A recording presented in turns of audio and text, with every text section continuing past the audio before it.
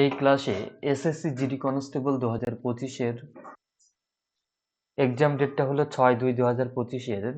Exam time 3টে থেকে 4টে, অর্থাৎ থার্ড শিফটে ম্যাথের উপর যে 20টা কোশ্চেন ছিল সেই 20টা কোশ্চেনের বেস্ট সলিউশন দেখে নেব।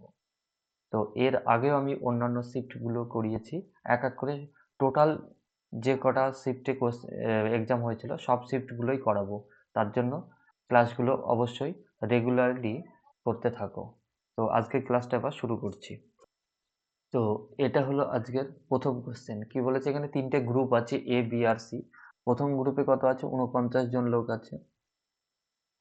আর দ্বিতীয় গ্রুপে 35, আর তৃতীয় গ্রুপে কত? 31 জন। এবার এই প্রথম এ গ্রুপের এদের গড় খরচ কত? 49 জনের 106, আর এদের 141 আর 226। এবার এদের যে ওভারঅল গড় খরচ সেটা আমাদের বার করতে হবে। তো আমি কি করব, এখানে এদের একটা গড় খরচ আমরা ধরে নেব, এবং সেটা কি ধরবো? এই অপশানগুলোর মধ্যে যে কোনো একটা ধরতে হবে, বা এই 106, 141 আর 226-এর একটা গড় ভ্যালু ধরতে হবে। সেটা সেটা এখানে ধরে নিই, এখানে 145 ধরে নিলাম আমি। এক সেকেন্ডে এটা একটু নিচে লিখি। ধরলাম এদের গড় খরচ 145, 145। এবার আমাদের এখানে কি করতে হবে? হ্যাঁ, এই 106 145-এর থেকে কত কম সেটা এখানে লিখতে হবে। কত কম? 39 কম। তাহলে এখানে কি কম হলে এখানে লিখতে হবে মাইনাস, মাইনাস 39। এবার এখানে কতজন আছে? 49 জন আছে। তাহলে 49 জন, 49 দিয়ে গুণ করতে হবে একে। তাহলে এটা দাঁড়াবে কত? 39 আর 49 গুণ করলে কত হয়? 1911। এটা তাহলে মাইনাস 1911 হবে। আর এটা কত কম? এটা 4 কম, 4 কম। এবার এখানে টোটাল কতজন আছে? 35, 35 আর 35 আর 4, 4 35 সঙ্গে কত হয়? 140। তাহলে এটা কত দাঁড়াবে? Minus 140 second. ঠিক আছে। আর এইখানে 226, এখানে এটা 145-এর থেকে 81 বেশি। তাহলে কি বেশি হলে এখানে কি প্লাস হবে, প্লাস 81। এবার এটা কতজন আছে এখানে? 31 জন। তাহলে 31 দিয়ে গুণ করব। এটা কত হবে তাহলে? প্লাস 81 আর 31 গুণ করলে কত হবে? 2511, 2511। তো এবার আমরা কি করব? মাইনাস গুলো যোগ করব আর প্লাস, মাইনাস থেকে প্লাস বিয়োগ করে দেবো। তাহলে এখানে কি হবে? এই 1911 আর 140 যোগ করলে কত হবে? 2051। তাহলে এটা কি মাইনাস 2051 আর প্লাস 2511। তাহলে 2511 থেকে এটা 2511, এটা প্লাস, আর এই মাইনাস 1911 আর 140 যোগ করলে কত হয়? 2051, 2051। তো এটা কি মাইনাস, তাহলে এটা কি মাইনাস করে দেবো। মাইনাস করলে কত হবে? 0, 6, 4, 460। এবার কি হলো? তাহলে এখানে কি প্লাস 460 থাকলো। এবার এই সবগুলো দিয়ে এটাকে ভাগ করে দিতে হবে, অর্থাৎ এই প্লাস 460কে আমাকে ভাগ করতে হবে কত দিয়ে? এই এক সেকেন্ড, কত দিয়ে ভাগ করতে হবে? এই যে 49, 35 আর 31 টোটাল কতজন? 49 আর 31 কত হয়? 50, 81, 50, 50, 80, 80 আর 35, 80 আর 35, 115, 115 দিয়ে ভাগ করে দেবো একে। এবার এটাকে কাটাকাটি করব, ক্যালকুলেশন করলে অ্যান্সার পেয়ে যাব। কত হবে? 5 দিয়ে 23, তাহলে 5 9 45, 5 4 3 12, 4 হবে। তাহলে এখানে দাঁড়ালে থাকলো কত? তাহলে প্লাস 4 থাকলো। যদি এখানে প্লাস থাকে তাহলে এই 45-এর সঙ্গে প্লাস 4 করে দেবো, আর যদি এখানে মাইনাস 4 থাকতো তাহলে এই 45-এর সঙ্গে মাইনাস 4 করে দিতে হতো। তাহলে এখানে প্লাস 4 করলে কত? এখানে দাঁড়াবে কত? এখানে 149। তাহলে 149 হবে এদের ওভারঅল গড় খরচ। তাহলে 1 নম্বর অপশন এখানে সঠিক অ্যান্সার। এটা হলো ডেভিয়েশন মেথড। এই মেথডটা হলো বেস্ট মেথড। তা এছাড়া বেসিক মেথড করলেও অনেকটা বড় হয়ে যেত, করলেও করা যাবে। তো তোমাদের যেটা সুবিধা সেটা করবে। নেক্সট 2 নম্বর কোশ্চেনটা দেখো কি বলেছে। দুটি ট্রেন 60 কিলোমিটার গতিবেগ 60 কিলোমিটার পার আওয়ার আর 50 কিলোমিটার পার আওয়ার বিপরীত দিকে যাচ্ছে। একটি ট্রেনের দৈর্ঘ্য যদি 430 মিটার হয় এবং অপরকে অতিক্রম করতে ট্রেন দুটির সময় লাগে 44 সেকেন্ড বলেছে। তাহলে 2 দশমিক স্থানে অবস্থানের জন্য দ্বিতীয় ট্রেনটির দৈর্ঘ্য কত সেটা বার করতে হবে। তাহলে আমরা জানি যে এদের যে ওভারঅল যে রিলেটিভ স্পিড, অর্থাৎ এখানে রিলেটিভ স্পিড এখানে কি করতে হবে, যেহেতু বিপরীত দিকে যাচ্ছে তাহলে 60 আর 50 যোগ করতে হবে। তাহলে এখানে কত হবে 110। এবার 110 এটা কিলোমিটার পার আওয়ার, কিন্তু অ্যান্সার চেয়েছে মিটারে, তাহলে আমরা এটাকে মিটার পার সেকেন্ডে নিয়ে যাবো। তাহলে এটাকে 5/18 দিয়ে গুণ করব। তাহলে এটা হলো গতিবেগ, রিলেটিভ স্পিড। আর যে যদি সময় দিয়ে এর সঙ্গে গুণ করে দিই, 44 দিয়ে যদি গুণ করে দিই, তাহলে যে দূরত্বটা অতিক্রম করেছিল টোটাল, অর্থাৎ এই 430 মিটার তো প্রথম ট্রেনটার দৈর্ঘ্য অতিক্রম করেছিল, আর দ্বিতীয় ট্রেনটার দৈর্ঘ্য, টোটাল দৈর্ঘ্য এখানে পেয়ে যাব। তাহলে এটা যা হবে এখান থেকে 430 বিয়োগ করে দিতে হবে। তাহলে মাইনাস 430 করলে যেটা হবে সেটাই হবে ওই দ্বিতীয় ট্রেনটার দৈর্ঘ্য। তো এবার এটা কি কাটাকাটি করি, 1 সেকেন্ড। 2 দিয়ে 9, 22। তাহলে এখানে কত হবে? 5, 22 এবং 110, 110 আর 110 গুণ করলে 11, 11 গুণ করলে কত হয়? 121, ডবল 0 বাই 9 মাইনাস 430। এবার এই 121, 12,100 বাই 9 করলে আমরা এটাকে দশমিকে পরিণত করি, দেখি এটাকে দশমিকে পরিণত করব। কত হবে?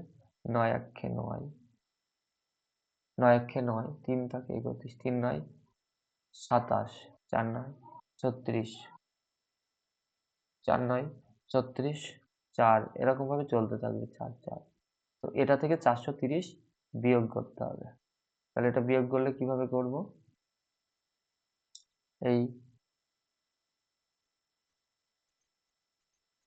এরকম ভাবে চলতে থাকবে, এটা 4 4। তাহলে এটা থেকে 430 বিয়োগ করতে হবে। তাহলে দশমিক দিয়ে 0 0 নিতেই পারি। তাহলে এটা 0। তাহলে এটা কত, এরকম 4 4 যাবে। আর এদিকে কত 4, এটা দশমিক 1 9 914। এটা হবে সঠিক অ্যান্সার। তাহলে 914.44, এটাই হবে সঠিক অ্যান্সার। ক্লিয়ার? নেক্সট পরবর্তী কোশ্চেন দেখো। দেখো এই অঙ্কটা খুবই সোজা। এখানে কি বলেছে, 15:19 এটাকে আমরা লিখতে পারি ভগ্নাংশের আকারে, লিখতে পারি 15/19। এবার এখানে কত, 12/19, 21/26, আর এটাকে 19/13। দেখো এই ভগ্নাংশের ক্ষেত্রে, এর মধ্যে ভগ্নাংশের ক্ষেত্রে হরের থেকে লব যত বড় হয়, যদি হরগুলো সব একই হয়, যেমন এখানে 19 19 হরগুলো একই, কিন্তু এই দুটোর মধ্যে, এই দুটোর ক্ষেত্রে যার লব বড় সেটাই বড়, অর্থাৎ 15/19 বড় 12/19 থেকে। এবার এখানে লক্ষ্য করে দেখো, এই 19/13, অর্থাৎ হরের থেকে লব বেশি হয়ে গেছে এখানে, এটা হলো অপ্রকৃত ভগ্নাংশ। এই অপ্রকৃত ভগ্নাংশই এই প্রকৃত ভগ্নাংশগুলোর থেকে সব থেকে বড় হয়। তাহলে এখানে সব থেকে বড় হবে কে? এই 19/13 হবে সব থেকে বড়, 19/13। তো এটা হবে সঠিক অ্যান্সার। নেক্সট পরবর্তী কোশ্চেন, 4 নম্বর কোশ্চেনটা দেখো।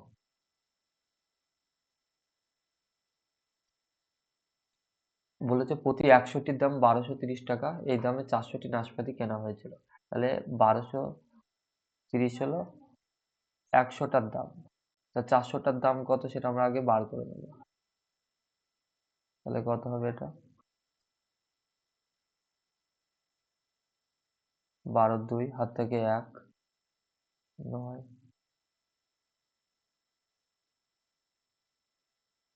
এটা। এবার এই 4,920 হলো 400টি নাশপাতির দাম, কেনা দাম। আর বিক্রি লাভ করেছে কত? 980। তাহলে বিক্রি করেছে কত? এই 4,920 প্লাস 980 টাকা দিয়ে এটা বিক্রি করেছে টোটাল। তাহলে যোগ করলে কত হবে? 0, 10-এর 0, হাত থেকে 1, 19-এর 9, হাত থেকে 1, 5,900 টাকা। এটা হলো কি তাহলে? বিক্রয় মূল্য, অর্থাৎ এসপি। এবার এখানে বলেছে প্রতি ডর্জন বলতে 12টি নাশপাতির বিক্রয় মূল্য কত সেটা জানতে চেয়েছে। তাহলে এই 5,900 এটা তো বিক্রয় মূল্য। এবার এটা বিক্রয় মূল্য কিন্তু এই 12টা নাশপাতি না, এটা বিক্রয় মূল্য হলো 400টির। আমাকে জানতে চেয়েছে 12টি কত, মানে 1 ডর্জন মানে 12। তো এটা ক্যালকুলেশন করলে অ্যান্সার পেয়ে যাবো। তাহলে 0 0 কেটে দিই, 4 দিয়ে 3 দিয়ে গুণ করলে কত হয়? 177। তো 177 এটা হবে সঠিক অ্যান্সার। 1 নম্বর অপশন সঠিক। নেক্সট 5 নম্বর কোশ্চেনটা দেখো এবার। কি বলেছে?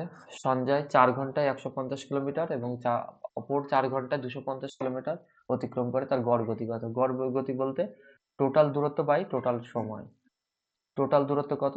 250 না 400 কিলোমিটার এখানে টোটাল দূরত্ব, আর টোটাল সময় এখানে 8। তাহলে কাটাকাটি করলে কত হয়? 50। তাহলে 50 হবে এখানে, 50 কিলোমিটার পার আওয়ার হবে গড় গতিবেগ। ক্লিয়ার? নেক্সট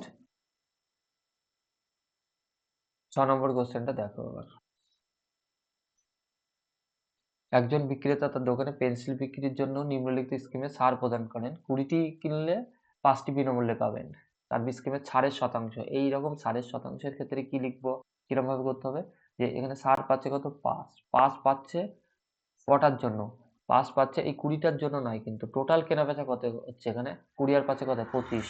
25টা কেনা বেচার জন্যই এই 5টা ছাড় পাচ্ছে এরকম। অনেকে কি করে 5/20 করে ভুল করে দেয়, কিন্তু 5/20 হবে না এখানে। এখানে কত হবে? 5/25।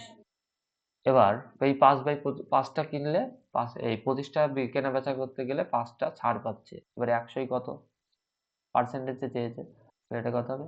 4, 4 5 20। তাহলে এখানে 20% হবে ছাড়ের হার। এটা হবে সঠিক অ্যান্সার। নেক্সট 7 নম্বর কোশ্চেনটা দেখো কি বলেছে। সরল অঙ্ক, একদম সোজা। এখানে সব থেকে প্রথমে ভাগের কাজ করবো। তাহলে এটা কত হবে? 3, আর এটা -9, আর এটা 16। 19 থেকে 9 বিয়োগ করলে 10। তাহলে এটা হবে সঠিক অ্যান্সার। নেক্সট কি বলেছে? একটি ঘনকের প্রান্ত বাহুগুলির দৈর্ঘ্য 19 সেন্টিমিটার হলে ওই ঘনকের সমগ্র তলের ক্ষেত্রফল কত সেটা বার করতে হবে। সমগ্র তলের ক্ষেত্রফল, সমগ্র তলের ক্ষেত্রফলের সূত্র কি? 6a স্কোয়ার, অর্থাৎ বাহু স্কোয়ার। এখানে 6 ইন্টু 19-এর স্কোয়ার, 19-এর স্কোয়ার করলে কত হয়? 361। 6 ইন্টু এটা গুণ করলে কত হয়? 6 একে 6, 6 6 36, 6 লাস্টে 66 এটাই আছে, তো এটাই সঠিক অ্যান্সার। আমি গুণ করে দেখিয়ে দিচ্ছি কত হবে লাস্টে। 21। এটা হবে সঠিক অ্যান্সার। কি বলেছে?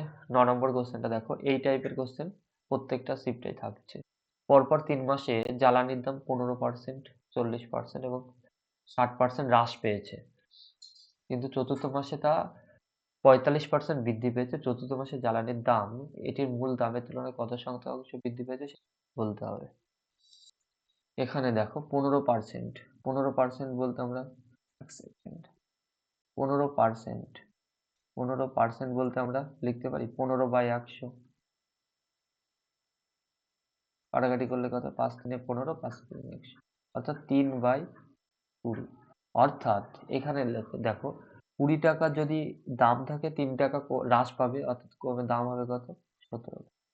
সেম ভাবে 40% এর মান কত? 40% মানে কত? 40/100। কাটাকাটি করলে 2, 20 দিয়ে 2 আর এটা 5, তাহলে 2/5। তাহলে 5 টাকা দাম থাকলে 2 টাকা কমে দাম হবে কত? 3 টাকা। আর 60% বলতে সেম ভাবে 60% বলতে 3/5 হবে। 60/100 3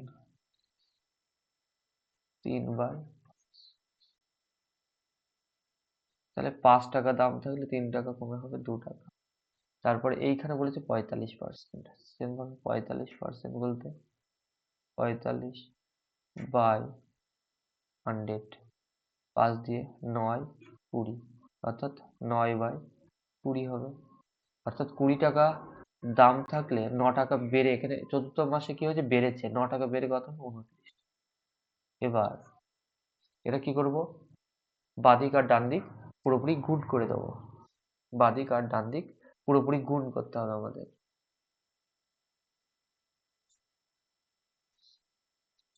এখানে দেখো 20 আর 5 গুণ করলে কত হয়? 100 আর এই 5 100 100 আর 100 গুণ করলে কত হয়? 10,000। তাহলে এইদিকে হচ্ছে কত?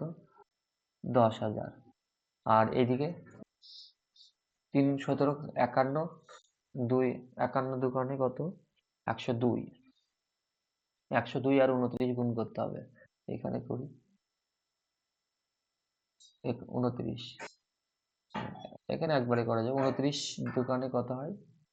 58 58 8 58 8 হাতে থাকে 5। তাহলে এখানে 5 হবে। এটা 29 একে 29 হবে। 2958। তাহলে এটা কত হবে? 2958। তাহলে 1000 থেকে 2958 1000 থেকে কমে হয়েছে 2958। কত কমেছে এখানে? তাহলে কত কমেছে সেটা বার করতে হবে। 2 8 2 এর 0 হাতে থেকে 1 6 4 হাতে থেকে 1 0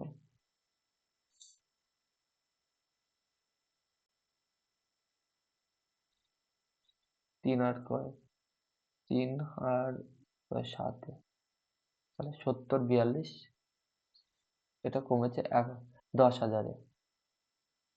তাহলে 100 কত? তাহলে 70 42 এটা কমেছে কত? 70 42 এটা কমেছে 10,000 এ। 10,000 এ 100 কত? পার্সেন্টেজ চেয়েছে, তাহলে 100 কত সেটা বার করতে হবে। এবার এটাকে ক্যালকুলেশন করলে হয়ে যাবে। দুটো শূন্য কেটে দিলাম, দুটো শূন্য কেটে দিলাম। তাহলে এটা কত দাঁড়ালো? 70 42 বাই 100। তাহলে 100-র জন্য 2 ঘর আগে দশমিক হবে। 70.42%। 1 নম্বর অপশন এখানে সঠিক উত্তর। ক্লিয়ার? নেক্সট পরবর্তী কোশ্চেন দেখো। 10 নম্বর কোশ্চেনটা খুবই সোজা। কি বলেছে? মান নির্ণয় করতে হবে। তাহলে ভাগের কাজ এখানে আগে করতে হবে। 3 তিরিকে 9 3 আর এদিকে -12 আর এদিকে 16। 19 থেকে 12 বিয়োগ করলে কত হয়? 7। এটা হবে সঠিক অ্যান্সার।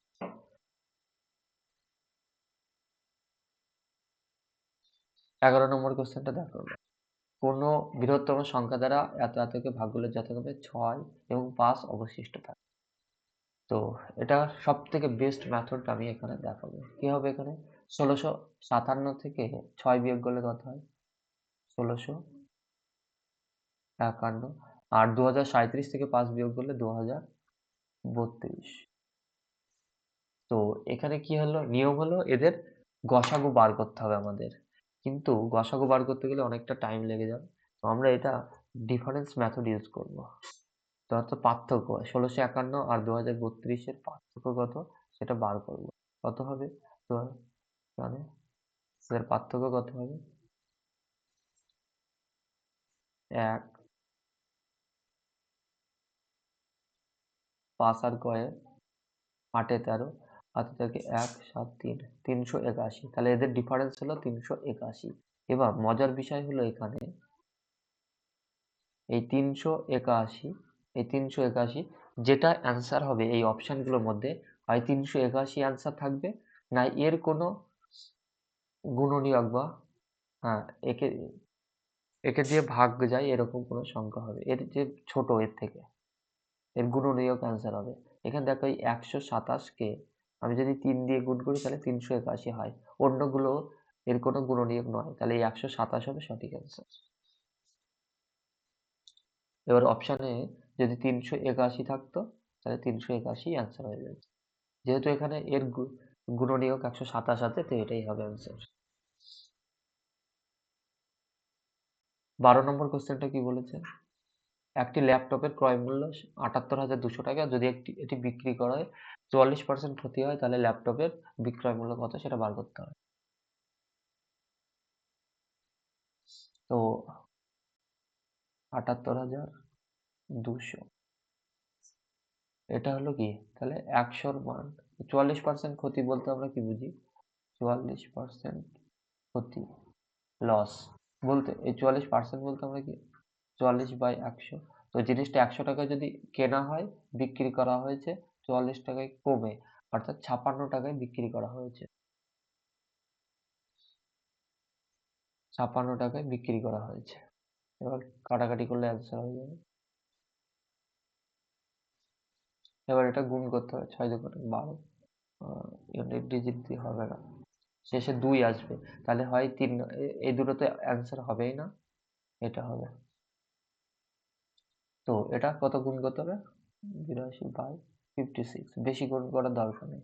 দেখো আমি ক্রস মাল্টিপ্লিকেশন করে এখানে শূন্য দিয়ে নিতে পারি। 6×12 2, হাত থেকে 1, 4 4 49 আর 10 কত হয়?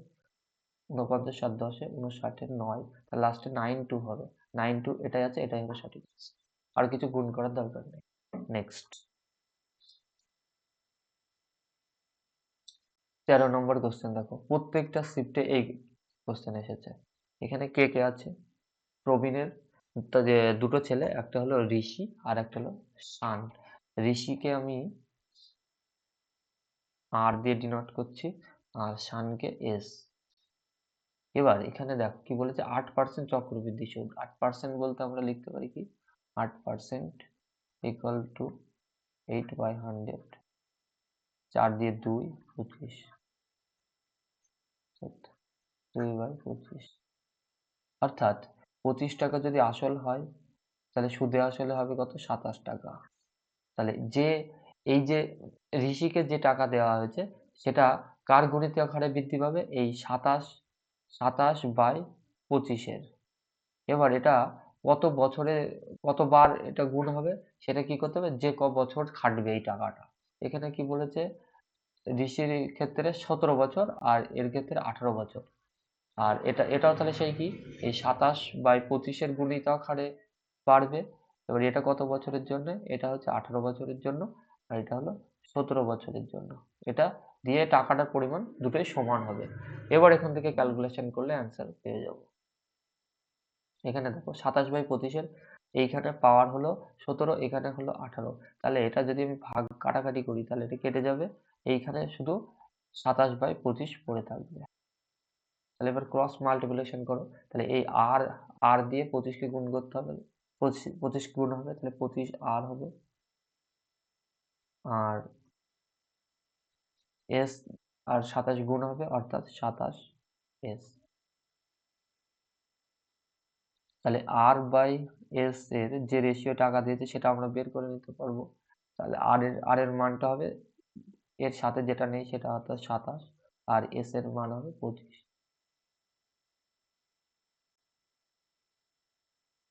হ্যাঁ, তাহলে এখান থেকে কি বোঝায়, যে প্রবীণ ঋষিকে যদি 27 টাকা দেয় আর একে দেবে 25 টাকা, শানকে 25 টাকা দেবে, তাহলে এখানে টোটাল টাকা কত টাকা হচ্ছে? 27 আর 25, 32, 52 টাকা। টোটাল টাকা 52 টাকা। তো এই টোটাল টাকার মান এখানে দেওয়া আছে কত? 1612। তাহলে 52 টাকা, 52-র মান 1612। এবার এখানে কি জানতে চেয়েছে? প্রবীণ ঋষিকে কত টাকা দিয়েছিল, অর্থাৎ এই 27-এর মান জানতে চেয়েছে। তাহলে এবার এটা ক্যালকুলেশন করলে অ্যান্সার পেয়ে যাবে।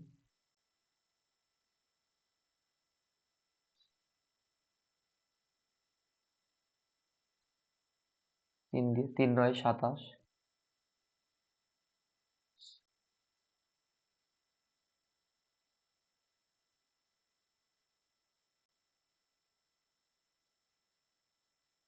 3 দিয়ে যাবে না, সরি।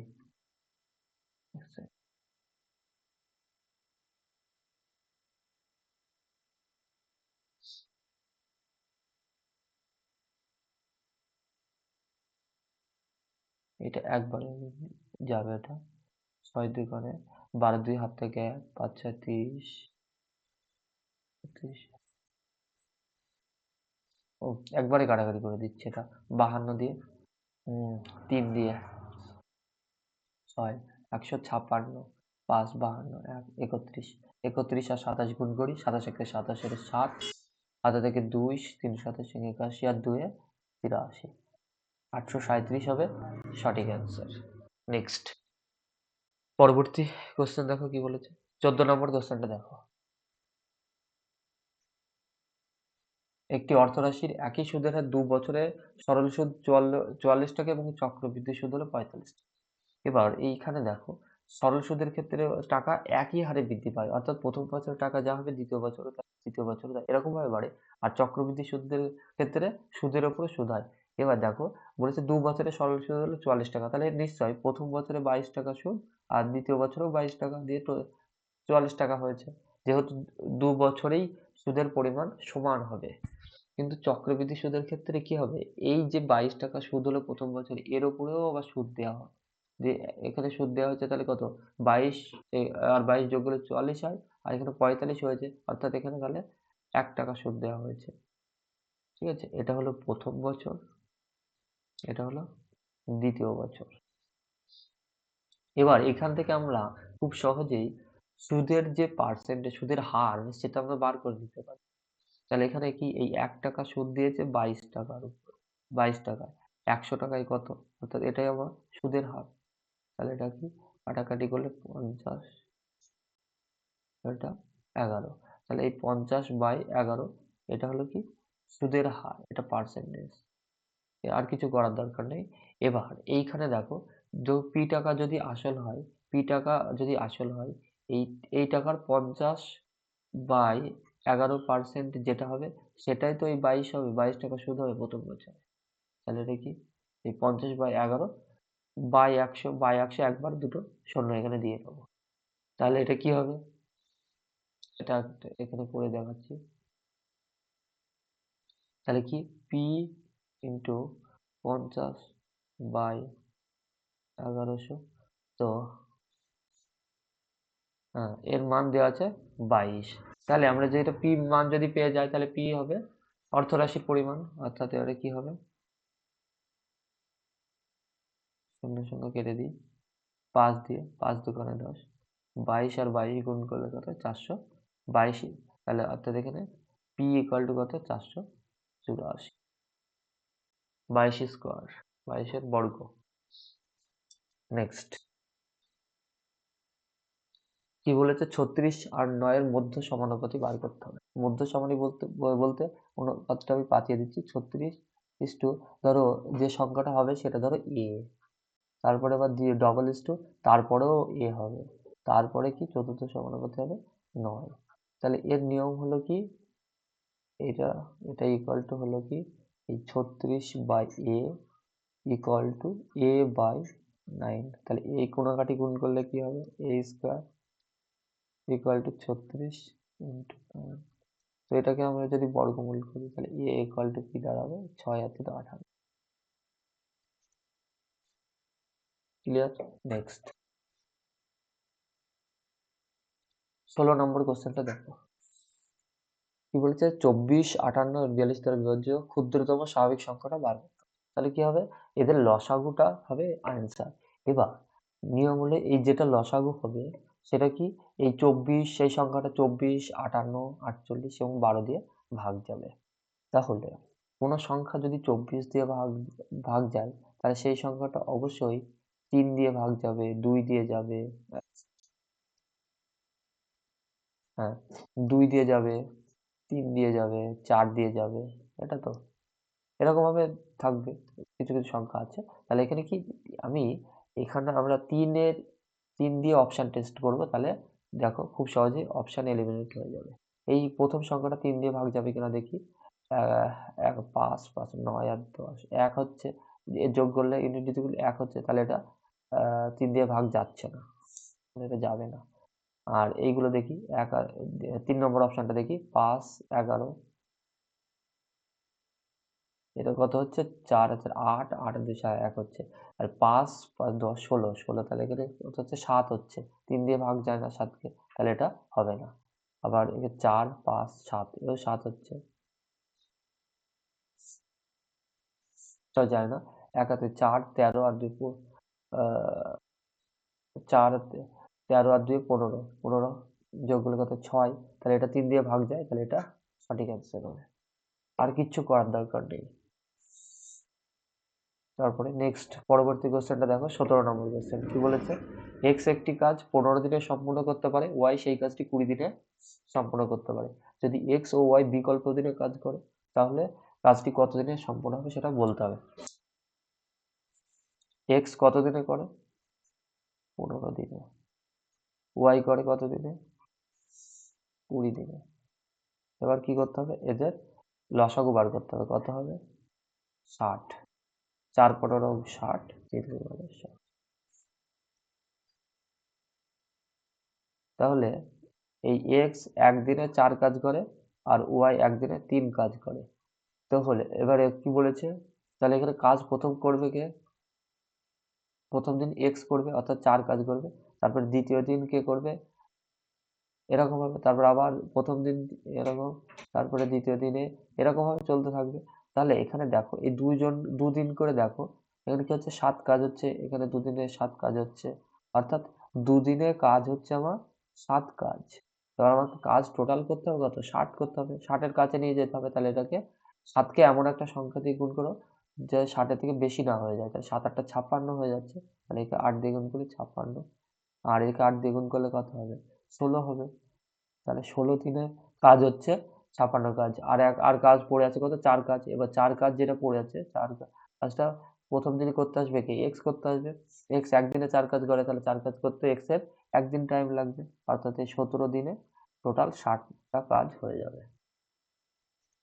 তাহলে অপশন 2 নম্বর অপশন একদম সঠিক অ্যান্সার।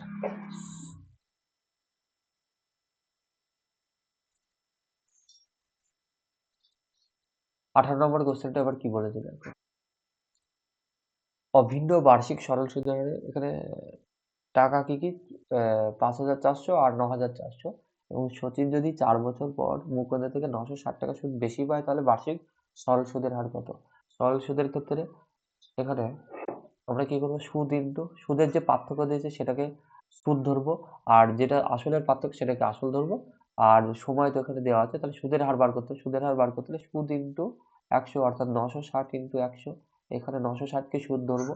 এবার আসল কথা হবে 5,400 থেকে 9,400 থেকে 5,400 বিয়োগ করলে কত হবে 4,000। এবার সময় দিয়েছে 4 বছর, এবার ক্যালকুলেশন করলে আছে, তিনটে শূন্য কেটে যাবে উপর নিচে, 4 4 16, একবারে 6 16 96, তাহলে 6 হবে সঠিক অ্যান্সার। নেক্সট 19 নম্বর কোশ্চেনটা দেখো, খুবই সোজা অঙ্ক। কি বলেছে, এক্স এর 2% এর মান 288, তাহলে 288 হলো 2% এর মান এক্স এর। তো এক্স এর মান কত, কোন সংখ্যার অবশ্যই 100% হয়, তাহলে 100% এর মান বার করতে, পার্সেন্ট পার্সেন্ট কেটে গেলে 2 দিয়ে 50, 50 দিয়ে এটাকে গুণ করলে কত হবে শূন্য, শূন্য তো থাকবে, 5 আর 40 শূন্য, হাত থেকে 4 চলে 44 4, হাত থেকে 4 10 14, 14,400 হবে সঠিক অ্যান্সার। নেক্সট, এটাই আজকের লাস্ট কোশ্চেন।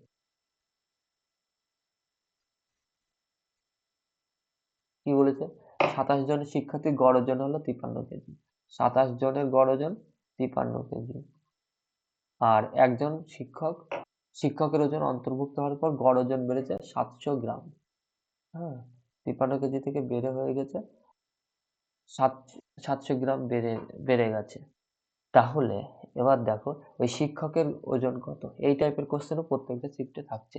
তাহলে ওই 27টা যে শিক্ষার্থী ছিল তাদের গড় ওজন 53 কেজি, তাহলে ওই শিক্ষককে ওই 700 গ্রাম ওজন বাড়ানোর জন্য, 700 গ্রাম ওজন বাড়ানোর জন্য 53 কেজি ওজন তো নিয়ে আসতে হয়েছে, 53 কেজি ওজন তো নিয়ে আসতে হয়েছে, এক সেকেন্ড, 53 কেজি ওজন তো নিয়ে আসতে হয়েছে, প্লাস 700 গ্রাম বাড়িয়েছে প্রত্যেকের ওজন, অর্থাৎ এই 27 জনের বাড়িয়েছে, প্লাস নিজে একজন 28 জন, অর্থাৎ 28 জনের ওজন 700 গ্রাম করে বাড়িয়েছে। অর্থাৎ তাহলে এখানে টোটাল কত বাড়ানো হবে? 700 গ্রাম ইন্টু 28। এবার এই গ্রামটাকে আমাকে কিলোগ্রামে নিয়ে যেতে হবে, তাহলে 1000 দিয়ে গুণ করে দেবো।